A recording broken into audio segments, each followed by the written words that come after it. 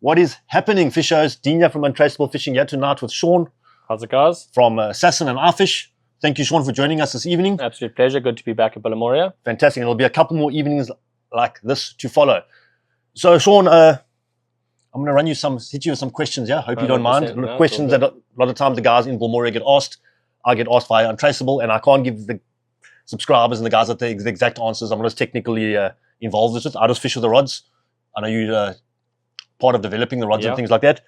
So I think the number one question we always get asked is the two current top tier rods in the Assassin range, the Ryzen and the Evo.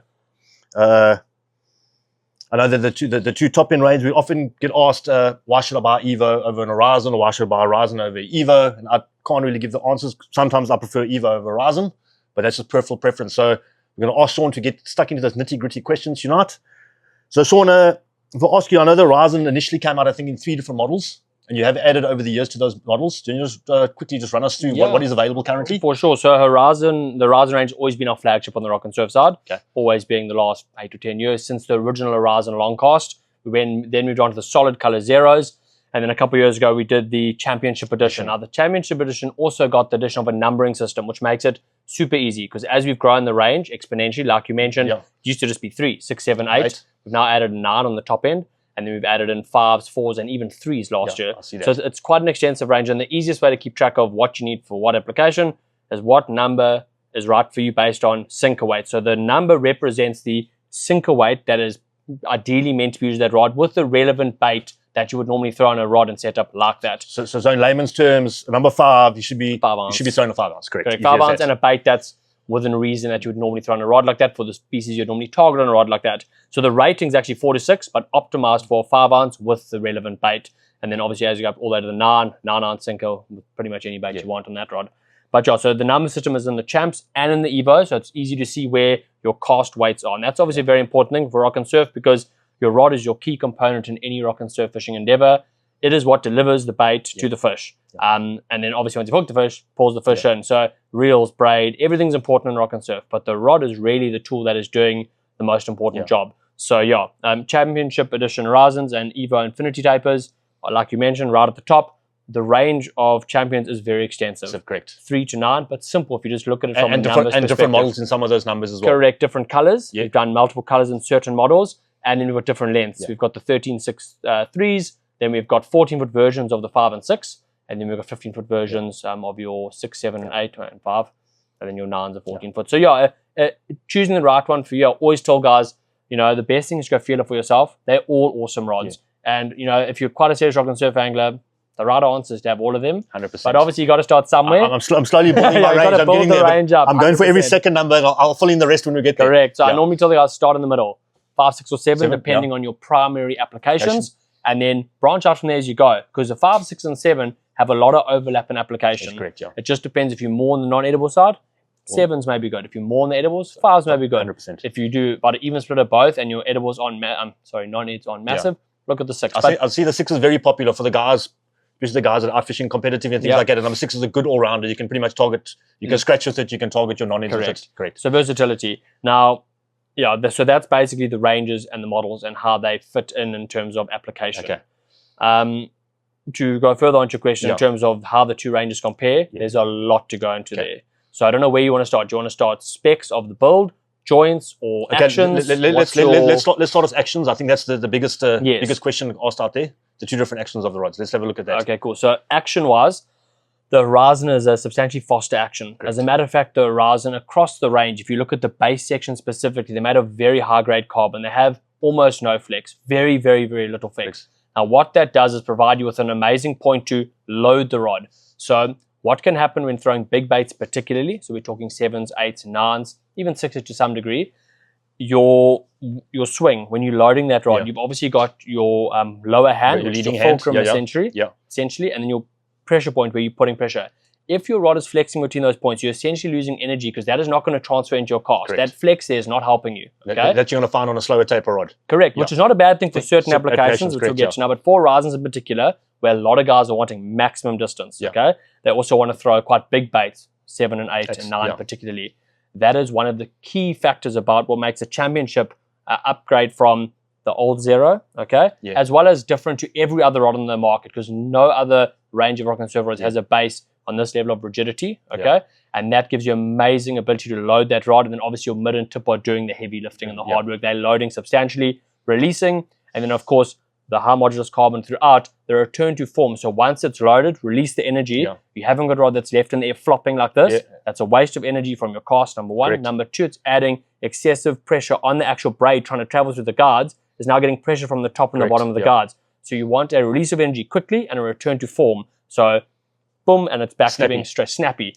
Crisp is actually the best word to describe it. Correct. So the championship edition in terms of a crisp rod that throws incredibly well, especially on the heavy side, there's nothing that compares.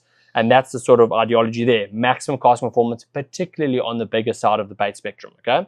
When you get to the Evo, you're now going to a slower action. Now, when we launched the championship edition, guys were like, well, they're older Ryzen, they preferred it because it's slower. It felt slower to cast. But easier to cast almost. Easier to cast. And if you're a live bait fisherman particularly, you can't be whacking the hell out of your live mullet. The poor thing is you're going to kill him on impact or you're going to tear him before off. you release, you know. So you need to be able to lob. You need a rod that's a bit more forgiving. So the Evo was designed as such that it does actually load into the base. Make no mistake, the base is rigid. You're not losing distance per se, unless of course maybe throwing a massive bait, then the Ryzen will outperform it. But for your average size bait and your live bait particularly, the Evo with that slightly slower action is amazing to throw that type of bait and that type of application. And then when it comes to fighting fish, particularly if you're a cob angler, you'll know hook retention can be an issue, especially at landing point with braid, which has essentially no stretch. You need a rod that's forgiving. The Evo is very forgiving and it's fantastic for those type of species. So if you're an angler that's more into the edibles, that sort of thing, the Evo is fantastic. If you're a competitive angler, distance is your number one most important thing, because you must throw further than the oak next to you, or then Horizon is the only choice.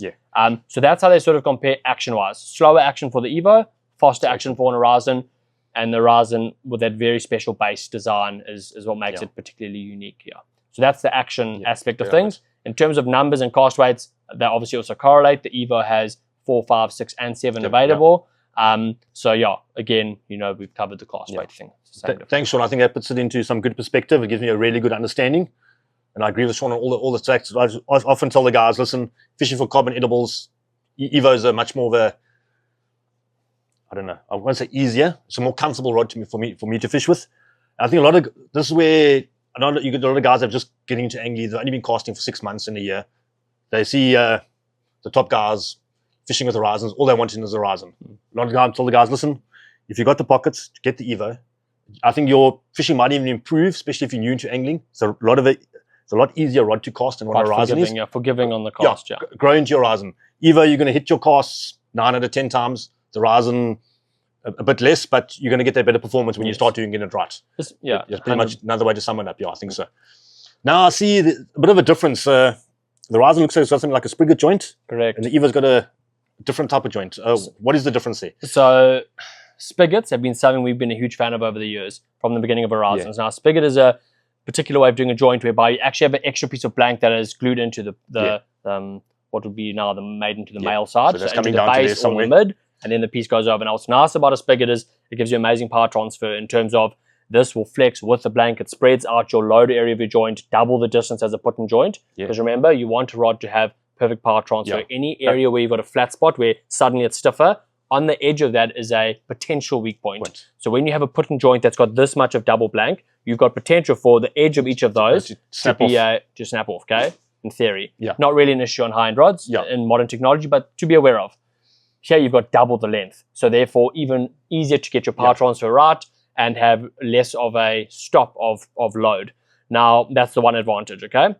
With that, especially when you've got a rod that's got an incredibly stiff base. Okay, you want to spread out that load there. Correct. Especially with the size baits the guys throw. I mean, I'm sure you've seen the rod may say 7 on, but let me tell you, the sink is 7, but that bait, I don't want to know how many ounces it is. You're it's looking like at a flipping 500, 600 gram type of thing. It's ridiculous. So the rod's built to do that. These joints help with that. Then, of course, on the wear and tear factor. So a lot of guys travel with their rods taken down, as I always recommend. Take it apart in its cover, get home, wash it, dry it, back in the cover. That's the best way to take care of a high-end rod. So wear and tear, a spigot joint naturally wears slower and has more area to wear down. A rod over many years, the joints will naturally wear and need to be built up. That's normal. Generally speaking, spigots give you a longer wear area than a put-in joint.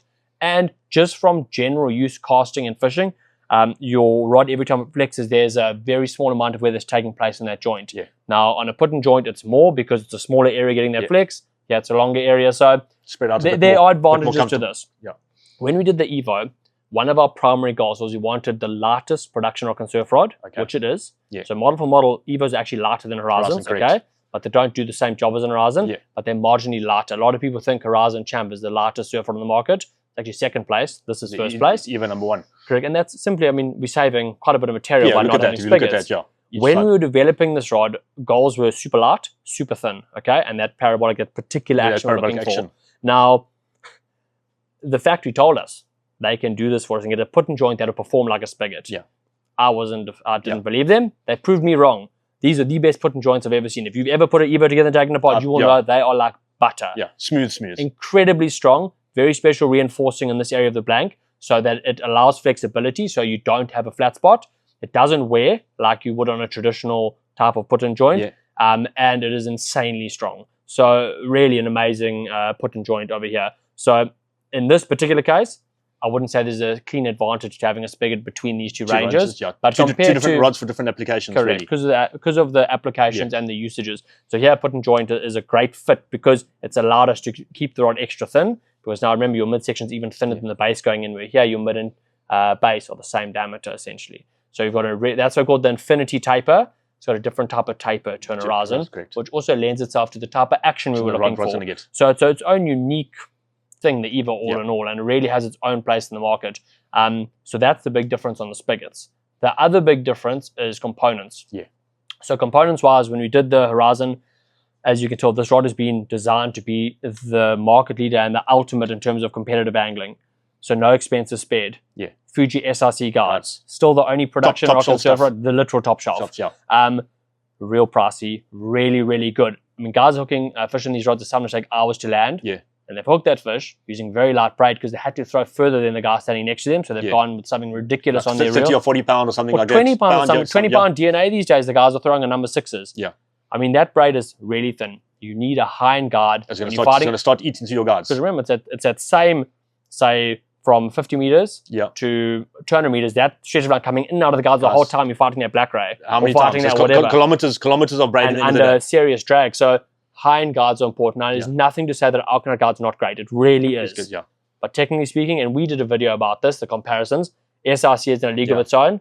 Unfortunately, it's about double the price of Alkanet guards. Is it silicon carbide? That is correct, silicon carbide. So the frames are the same, stainless steel. They've got the Fuji's new coatings, the BC coatings, anti-corrosion coatings, but the rings themselves are the big difference here, and these SRC rings are pricey. Another reason this rod obviously costs a bit more than an Evo. Other than that, the rest of the components, Fuji winches, bonding fingers, the same winches. Okay.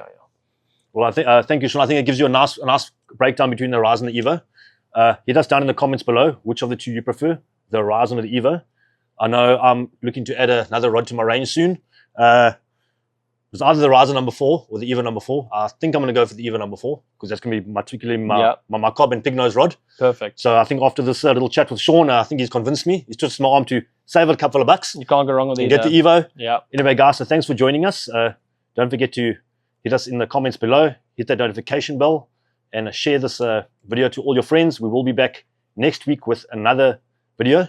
Sean will be joining us once again. So anyway, till then, Sean, thank you very much. Absolute pleasure. Thanks so much, guys. Cheers.